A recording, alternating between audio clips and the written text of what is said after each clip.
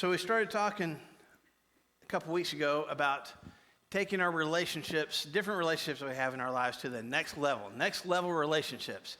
And talking about, any kind of relationships that we're dealing with. Maybe it's a friendship, maybe it's a connection with a coworker, maybe it's a parents' relationship with their kids relationship with their parents, sibling relationships, dating relationships, marriages, whatever kind of relationship you find yourself in that could be improved, that could be doing some things different or maybe a little bit better. We're taking those things to the next level. Not necessarily that we need a major overhaul in that particular relationship, although maybe we do. Maybe just tweak some things a little bit, do some things a little more differently, and do some things the way that God designed for them to be. Therefore, we can take those relationships and those connections to the next level. That's what we've been talking about for the last few weeks. And I'm glad you're here this morning to talk about another one of these relationships that we can go next level with. Now, before we really get into it this morning, I want to remind you of the old, and I use that term loosely, the old video game Donkey Kong. Did anybody grow up playing Donkey Kong? Anybody played it recently?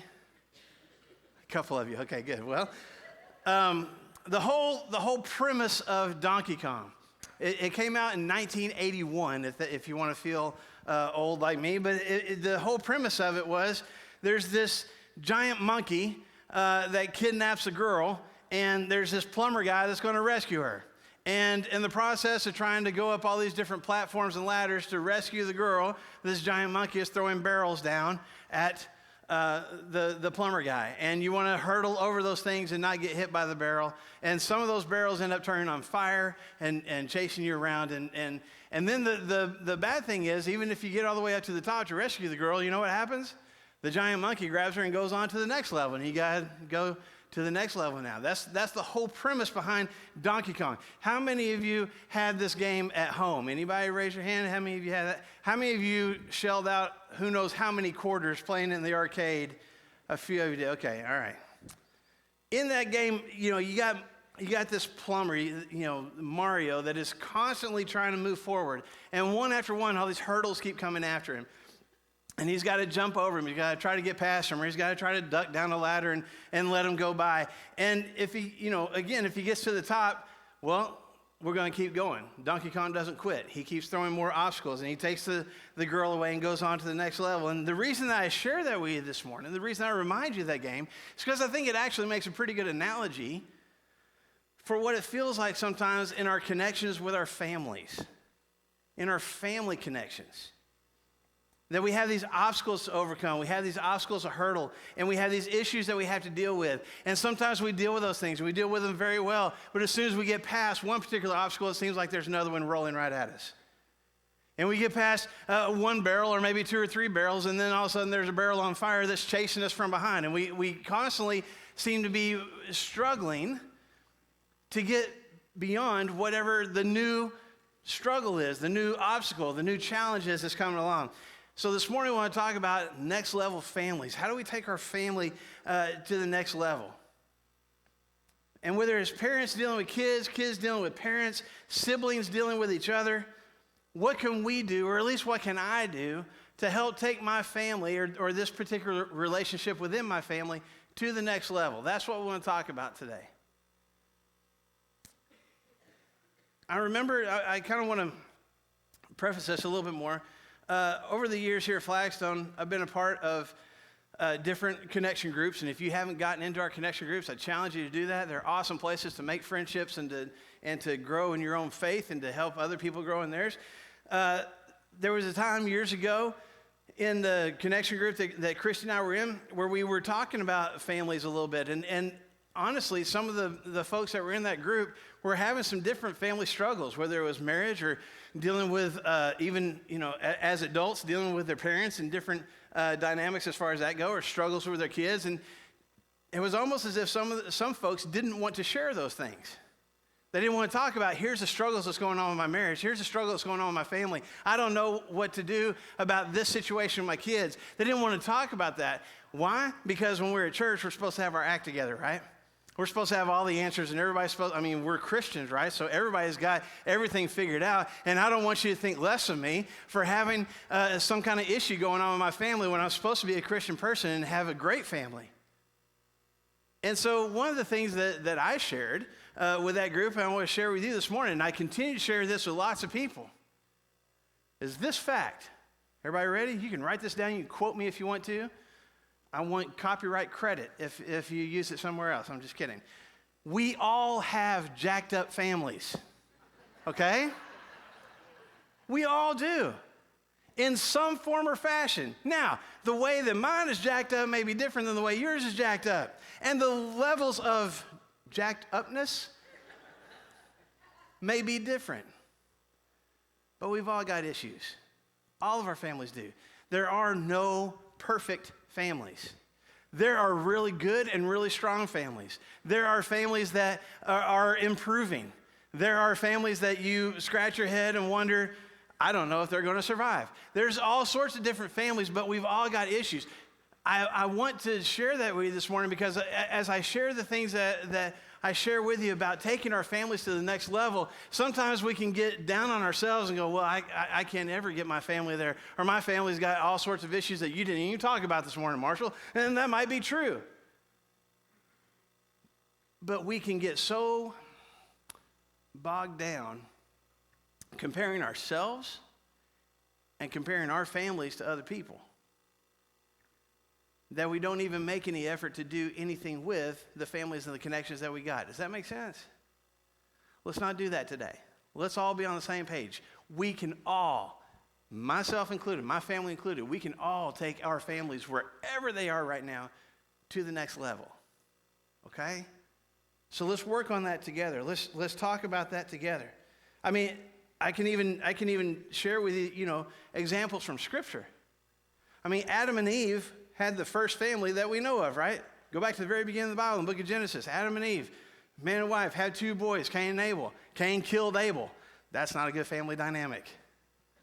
You read, a few chapters later, you read about Noah. You know Noah, the guy that built the big boat and all the animals came on? Noah also had a problem getting drunk and embarrassing his family.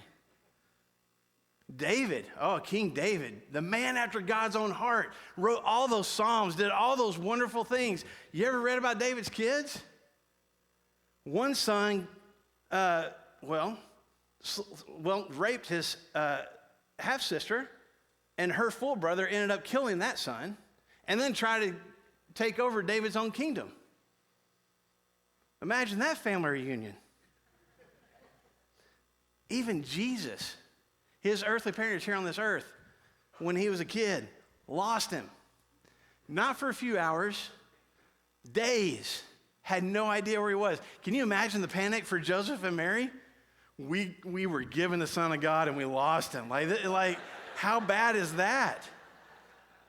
And then later on, when he was doing his ministry as an adult, his family showed up one time when he was surrounded by people and he was, performing miracles and preaching and teaching. And his family showed up to physically take him away because they thought he was crazy. They wanted to have him committed. We've all got family issues. Okay? Even people in Scripture did. So the point is, even the best families, even the ones that we would say, well, that's a perfect family, and it may look like it on the outside, everybody's got things that they could do better. Everybody's got things that they could improve on. So let's work on that together today. Now, let's talk for a second about the things that cause problems, the things that we struggle with. Let's go from a parent's perspective first.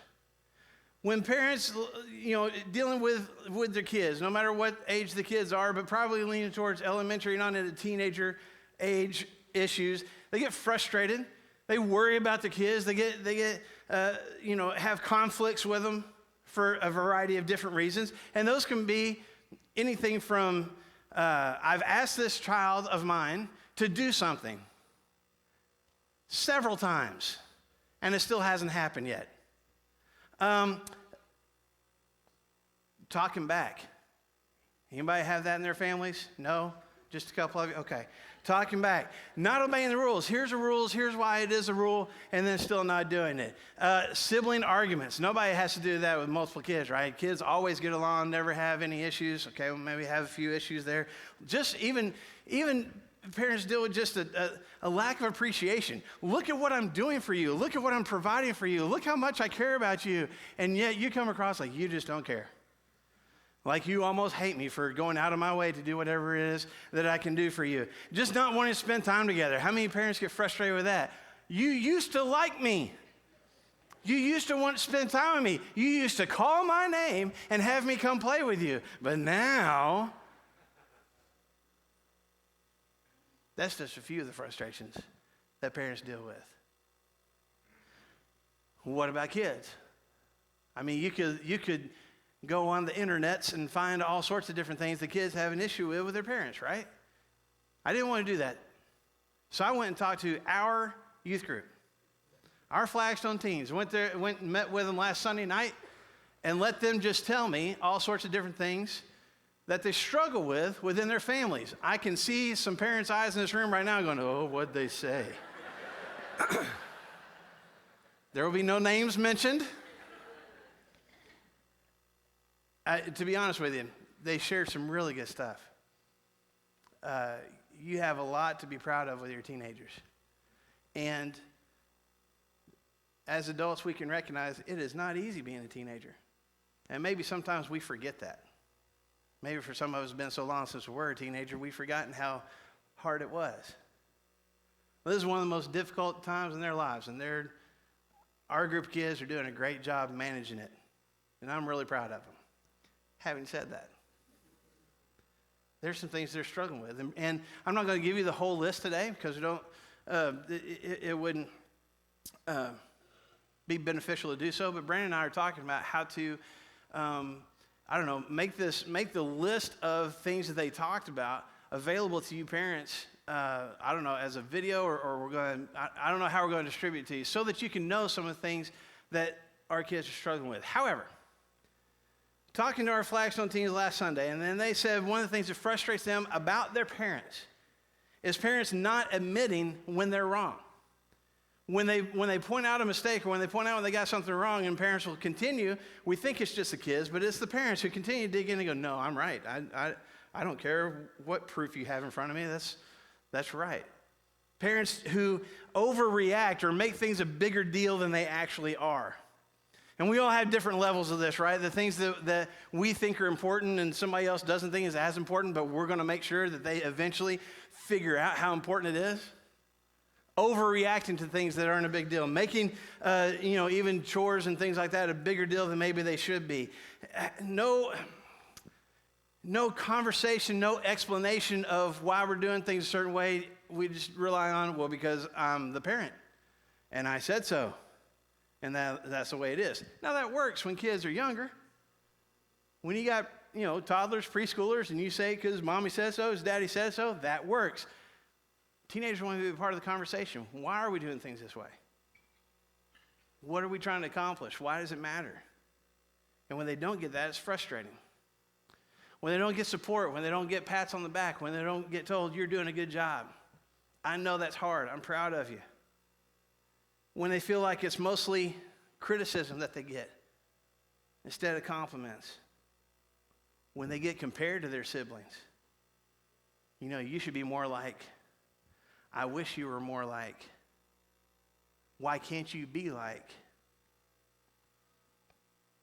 Parents who don't give their kids freedom to make mistakes. Now, I confess, that's hard as a parent. You can see the trouble coming. You can see the problem down the road, and yet you want to let them figure it out. That's hard to do. But that's something that they want. That's something that they struggle with not being able to have, is the ability to make their own mistakes. Maybe the biggest one that God talked about quite a bit was parents who assume that they know exactly what it's like to be a teenager nowadays in 2020. I know what it's like to be a teen. I know exactly what you're going through. No, you don't. There's some frustration there. And it causes tension. It causes problems within our families. And we could even talk about, siblings, whether they're kids, little kids, whether they're teenagers, some of us as adults have these constant conflicts with our siblings. There's arguing, there's criticism, there's jealousy, there's other people who compare us to each other, and that's frustrating. There's anger, we hold grudges. Again, there's lots of different issues that can cause conflict, that can cause tension, that can cause resentment within our families.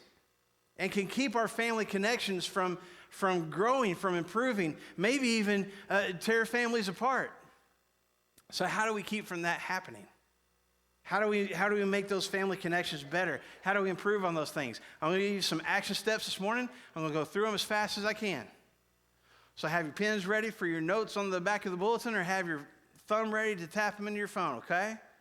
But here's some things that we can all do on a regular basis to improve our family relationships, no matter what dynamic needs some improvement. First thing that I got to do, if I want things to be better, some things I got to stop doing. First of all, I got to stop reacting. Now, you might be thinking to yourself, the first thing that I would need to do is stop overreacting, and that's true. But I want to challenge you this morning to stop immediately reacting. Sir Isaac Newton, hundreds of years ago, in his laws of thermodynamics, said, for every action, there is an equal and opposite reaction. And that is a great principle when it comes to describing thermodynamics. But it tends to cause a lot of problems in families.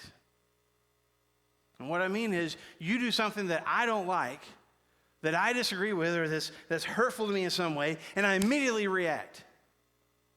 I retaliate. I yell. I ignore. I react in some form or fashion. And instead of stopping for a second, instead of taking a breath and looking at things from your perspective and what it is you're trying to say, or why it is that you took that action, I just immediately react. That causes problems in our families. And we need to stop doing it. We need to take a breath sometimes. Be still for a second. Figure out where that person is coming from. What's their perspective? What is it that they're trying to say? The Apostle Paul says in Romans chapter 12, in verse 17, he says, don't repay anyone evil for evil. And then in verse 19, he says, don't take revenge. Don't try to get even. Don't sit there and say, well, you said this, so I'm going to say this. You did this, so I'm going to do this. Anytime we try to get even, do we ever get even? No. You do something to me, I'm going to do something worse to you, which causes you to do something worse to me, which causes me to do something worse to you, and it just keeps cycling and getting worse. Paul says, nip it in the bud. Don't even do that. Don't react. Don't retaliate. Be still. Get a better perspective. You want to help take your family to the next level? Stop immediately reacting. Stop bullying. Bullying is defined as intentionally harming or intimidating someone who is perceived as vulnerable. Someone weaker, someone smaller than me that I can intimidate and make them feel worse about themselves, most often so that I can feel good about myself.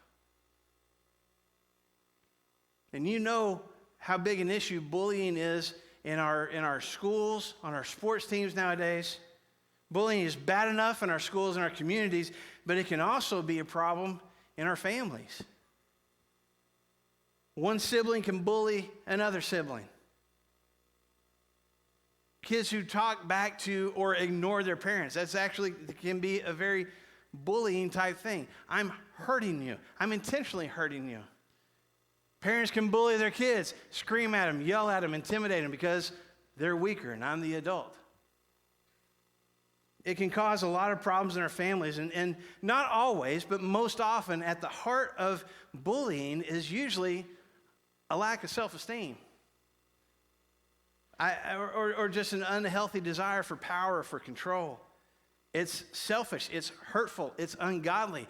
I want so bad to feel good about myself, or at least make you feel and look less than me, that I'll say anything or do anything to make that happen. It's an awful attitude to have in our families, and yet a lot of us struggle with it. It pervades through a lot of our families in different ways. Instead, in Colossians chapter 3 and verse 12, the Apostle Paul says, therefore, as God's chosen people, holy and dear loved, clothe yourselves with compassion, with kindness, with humility, with gentleness, with patience. I love the fact that Paul says, clothe yourselves with this. Clothe yourselves with patience. Clothe yourselves with compassion. Cover yourself up in it. Let it be what you are identified by. What a great attitude to have within our families. That even if we have struggles outside the home, with parents between kids, kids and parents, siblings, all those different relationships, we are constantly compassionate with each other and being kind to each other. That identifies us. That marks us and what our family is all about. We need to stop bullying. We need to stop, or I need to stop assuming that I know more than you. I mean, let's be honest, parents often tend to assume that they know more than their kids. And sometimes that's true.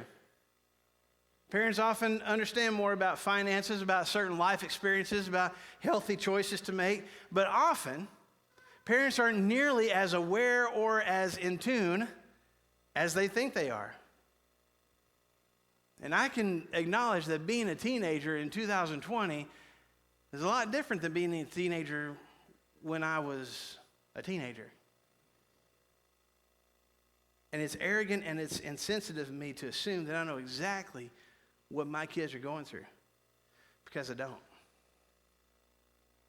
Kids often assume that parents in general are just clueless. Is that accurate? Y'all don't want to say it because they're in the room. Okay. Kids often assume that about their parents. They just don't know. They don't know what it's like to be a teen today, or they've forgotten what it's like to be a teen today. They don't know about the different struggles. They don't even understand technology, so they don't even understand all the different temptations and stuff that come just from that area. And the way friendships work, and the way school is nowadays, and the way our community is, and even having to figure out their own identity and their own beliefs and their own faith choices, their own political choices as teenagers. It's hard. While they shouldn't assume that parents don't know anything, parents shouldn't assume that they know everything. But kids become convinced that parents don't understand, and parents are convinced that kids won't listen, and neither is accurate. Here's what Solomon says in Proverbs chapter 18, verse 2. Fools find no pleasure in understanding, but delight in airing their own opinions. Solomon says if all you want to do is win an argument and prove that you're right and prove that other person doesn't know as much as you, or at least can't win the argument as good as you can, you're an idiot. His words, not mine. You're a fool if all you want to do is win the fight. If all you want to do is prove your point. If you want nothing to do with understanding where that other person is coming from, hearing their perspective, trying to find some kind of solution to that conflict. If all you want to do is just win at all costs, you're a fool. So, parents, you want to act like an idiot? Keep not listening to your child. Keep not trying to understand where it is they're coming from, what they're dealing with right now. Kids, you want to be an idiot? Just keep assuming that your parents are clueless. Keep not listening to their wisdom and the life experiences that they've been through. Or, if we want to take our families to the next level, maybe we stop assuming that we know everything. Maybe we start listening and find out where the other person is coming from. We also need to stop withholding grace. We need to stop withholding grace, whether it's out of anger or frustration or just wanting to retaliate and get even. We can often be guilty of withholding grace from those who need to experience it, especially our family members. Now, I understand that grace, if you don't go to church a lot, grace may seem like an odd word. It's kind of a churchy word. But grace simply means that I'm doing something good for you. I'm doing something good to you, whether you deserve it or not.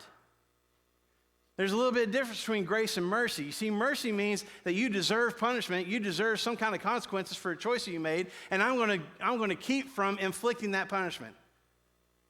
I'm going to wipe the slate clean, and you don't have to deal with that punishment or that consequence anymore. That's mercy. Grace takes it a step further. Not only am I going to not punish you for whatever it is you did wrong or not retaliate, I'm actually going to do something to bless you. I want to try to make your life better. I want to try to do something for you, whether you deserve it or not. And too many of us within our families, whether it's parents towards their kids, kids towards their parents, siblings towards each other, we're guilty of withholding that grace. We don't do good stuff for each other. Now, I'm not saying that there shouldn't be consequences for dumb choices. I am saying that we can sometimes be guilty of only focusing on the punishment, of only focusing on holding on that grudge because we're right, of only focusing on who deserves for us to treat them in a certain way. And sometimes I won't forgive and I won't let go of whatever it is you've done, even if you've asked me to, because I think you haven't done enough to make up for it. You haven't been sorry enough. You haven't paid enough consequences. Solomon again, Proverbs chapter 3 and verse 27 says, don't withhold good from those to whom it is due when it is in your power to act. We have the power, we have the ability to forgive and to let go and actually do good stuff for other people, especially the people in our families. And when he says don't withhold good stuff from the people that is due, I want you to understand that as I'm looking at this verse, we're not looking at somebody that is due good stuff happening to them because they deserve it. But rather, I'm giving grace, I'm doing good stuff for somebody else because they need it. You understand the difference? Stop withholding grace. Okay, these are some of the things we need to stop doing. What do we need to start doing? What are some actions I need to start taking? First thing, I need to start spending time.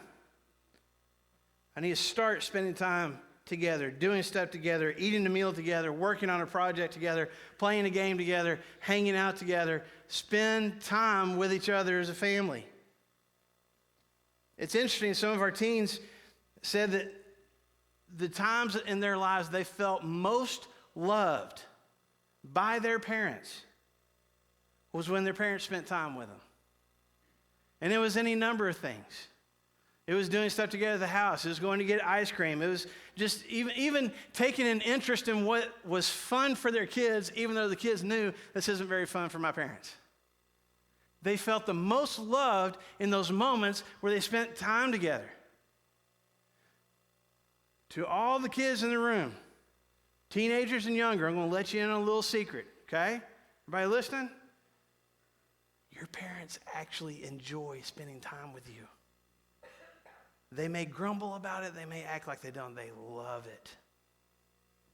They love spending time with you. Siblings, one of the best ways to deal with tension and conflict and get past some of those things, hang out with each other. Spend time together.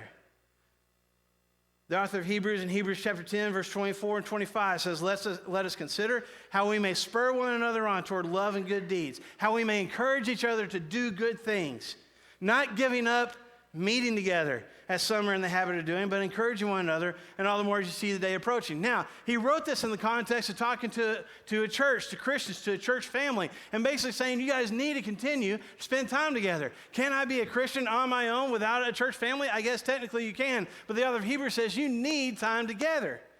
Because it encourages you, it lifts you up, it helps you go out and do more good things. And you can help someone else along that path as well. But I think the principle can apply not just to our church families, but to our physical families as well. And the more time that we spend together, the more time that we hang out together, we encourage each other, we empower each other to walk outside the doors of the house and keep doing the good stuff for other people that we've experienced together. Does that make sense? Start spending time with each other. Number 2, start communicating. For some of us, communication means I talk, you listen. For some of us, communication means you talk and I don't listen. I'm just waiting until you're done so I can go do something else. Our relationship, if our relationship is going to improve, this connection is going to improve, you and I need to learn to communicate. I'm not just going to talk at you. I'm just going to try to prove my point or to make sure that I win this argument. I'm actually going to share what's on my heart, and I'm going to listen to what's on yours. I'm going to know that there is freedom to express my opinions and a willingness to listen and to understand what your opinions are as well. In James chapter 1, James tells us this. Brothers and sisters, take note of this. Everyone should be quick to listen. First thing you need to do is listen. First key to communication in this family dynamic, making this family relationship better, you need to listen. Slow to speak, slow to become angry. if I listen first, if I wait before I try to express my opinion, if I can keep my emotions in check, I'm going to be much better at sharing this life with you instead of tolerating this life with you. You want to help take your family to the next level? Start communicating. One more thing to start. We've already kind of hinted at it, but start giving grace. Stop withholding it, start giving it. Which is really simple to say, it's not so simple to actually do. To give grace to my parents, to give grace to my kids, to give grace to my siblings, especially when I think that they don't deserve it. That's hard. It's not very easy to do. But here's what Jesus says in Luke chapter 6 and verse 31. Do to others what you would have them do to you. Now, some of us get that principle kind of mixed up, and we think it's do to others what they did to you. And so that gives us freedom to retaliate, to take revenge, to get even, to yell back, to fight back, to ignore. That's not what Jesus said. Some of us read it, do to others what they actually deserve. That's not what he said either. Do to others what you wish they would do for you, even if they don't. Even if they never do all the good stuff for you that you do for them, that's irrelevant.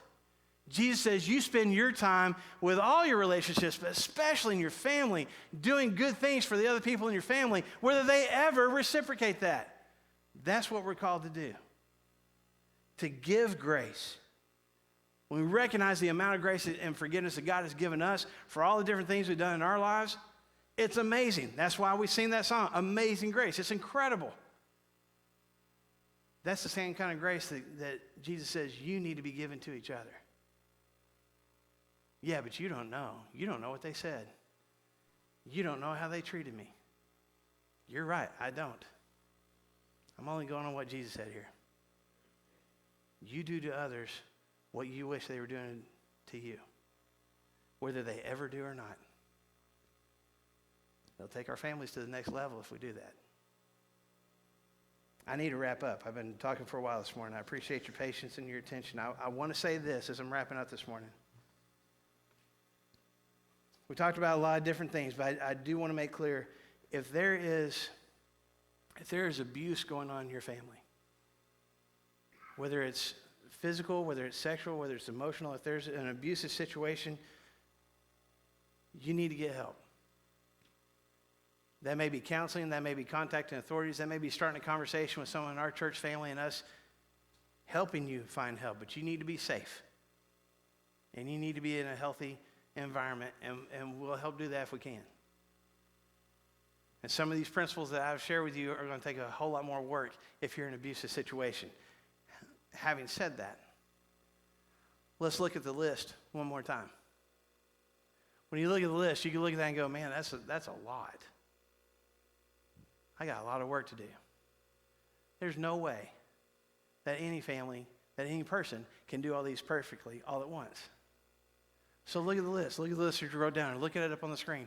What's the one thing you can start working on this week? Pick one. What can I do differently this week? Can I stop reacting? Can I stop assuming that I just know it all? Can I start spending more time? What can I do? What one thing can I do this week and maybe for the next couple weeks? And then pick another one. I'm getting better at this. Now I want to work on this too. That's going to help take our families to the next level. Maybe that's the talk that you need to have with your family today. Which one of these are we going to work on? Which one of these, here's a humbling thing, which one of these, family, do you think I need to work on? It's a start. It'll start taking us to the next level if we'll start doing it. Back to the game Donkey Kong. Mario's jumping over all these barrels and hitting them with a hammer, and eventually he gets hit by a barrel, and what happens? He goes back to the bottom, he starts over again, right? He got so many lives, but he gets to start over, he gets to do over. And then, if you're fortunate enough to have a few quarters in your pocket, once you use up all those lives, what do you get to do? Feed another quarter into the machine and what? Start over. I want to remind you of that as we wrap up this morning. Your family, whatever level it is not beyond hope. Could there be things that, are there things that could be better? Sure. Are there things that I might need to improve on? Sure. Are there mistakes that I'm going to make moving forward? Absolutely. Barrels are going to keep coming. When you get hit by the barrel, when the obstacle comes and you don't make it over it, don't quit. Don't quit on yourself. Don't quit on your family. Put the quarter in and start over. Talk to the Father about it and get a brand new start. That's what God offers. Brand new starts. He makes everything new. And he wants to do that for you. Whether that's you personally or your family. And this church family wants to help you get a brand new start if you need one. And so we're going to stand together here in just a second, and we're going to sing a song together. And while we're singing, you are welcome to walk to the front here and share with us, this is what's going on in my life, or this is what's going on in my family, and I need a do-over. I need to start over. I need to improve. There is no judgment here. You are surrounded by a whole bunch of people who have made mistakes and will continue to make them, and we'll do whatever we can to help you get over whatever the obstacle is in your life right now. You just need to let us know how we can help. While together we stand and sing.